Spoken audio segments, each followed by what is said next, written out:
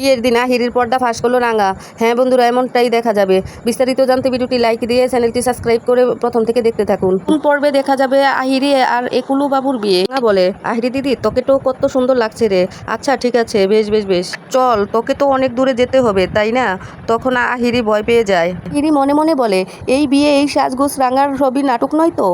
এই ভেবে আহিরি ভয় পেয়ে যায়। একুলু বাবু আর আহিরির বিয়ে শুরু হয়। একুলু বাবু আর আহিরি ঠাকুর মশাইয়ের বলা বিয়ের মন্ত্র পড়ছে।